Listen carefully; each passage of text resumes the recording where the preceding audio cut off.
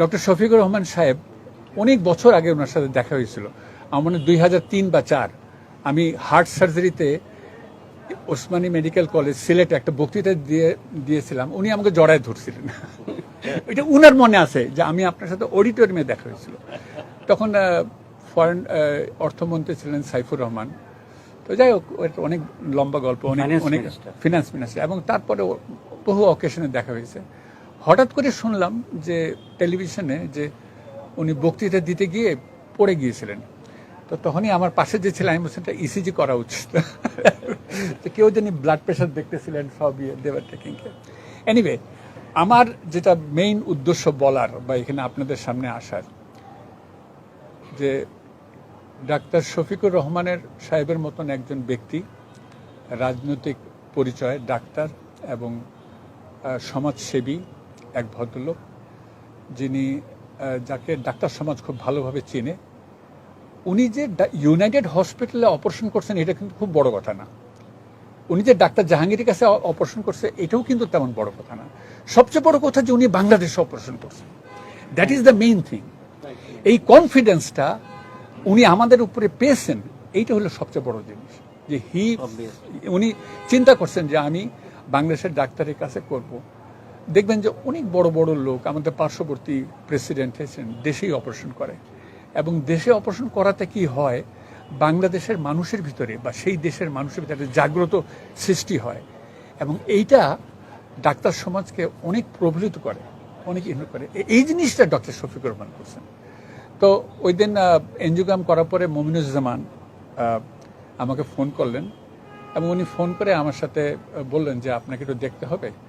তো ডক্টর মমিনুজ্জামান আমরা প্রায় একসাথে 34-35 বছর কাজ করি। তা হার্ট সার্জারিতে, heart cardiology sector, cardiac surgery sector, we know our territory, কোন রুগীটা ওনার, কোন রুগীটা আমার। সেজন্য আমাদের কার্ডিওলজি, আমাদের 4-5 জন কার্ডিয়াক সার্জন কনসালট্যান্ট, ওদের 4-5 জন আমাদের এই হসপিটালের এই সুনির্দিষ্ট যে কোন রুগী কিরকম চিকিৎসা পাওয়া যায়, এটা কিন্তু খুব বড় কথা। সো আমি আবারও ধন্যবাদ দেই আমাদের চেয়ারম্যান সাহেবকে ইউনাইটেড হসপিটালের। উনি যথাযথভাবে আমাদেরকে সবসময় সব ব্যাপারে আমাদেরকে হেল্প করেন, আমাদেরকে সব কিছু আগায় দেন।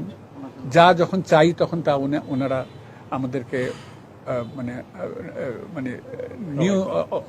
নিউ প্রোভাইড করেন, যত টেকনোলজি এবং মেকানিক্যাল সাপোর্ট যেগুলো আছে। এটা একটা বড় জিনিস।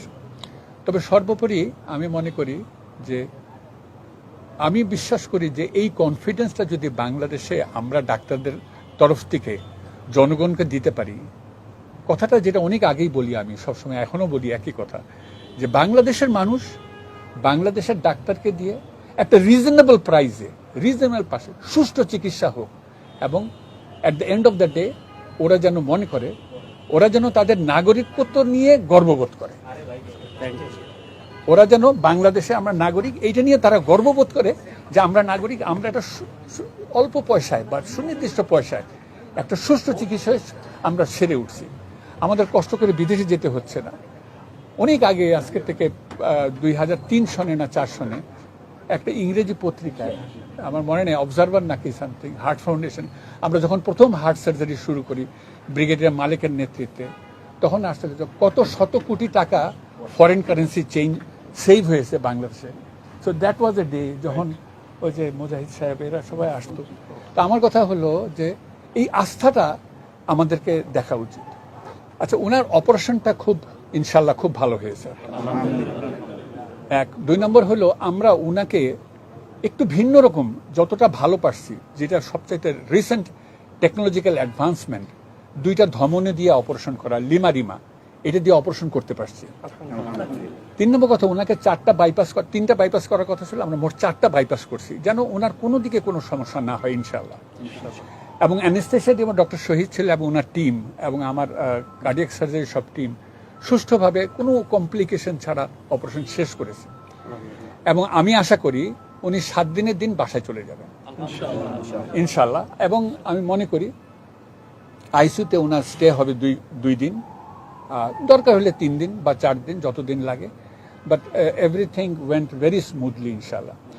ওনার রোগটা, ওনার সময় উপযোগী অপারেশনটা হয়েছে। কারণ ওনার হার্টের রক্তনালীতে ফ্লো খুব আহামরি তেমন ভালো ছিল না, যা হয় আর কি, যেটাই ওইটা না হলে অপারেশনই বা করবেন কেন। তো এটা ঠিক সময় ঠিক কাজটা হয়েছে এইটা। আর কোনো প্রশ্ন আছে? না না, ওনার অপারেশন ভালো হলে 3 সপ্তাহে উনি বক্তৃতা দিতে পারবেন।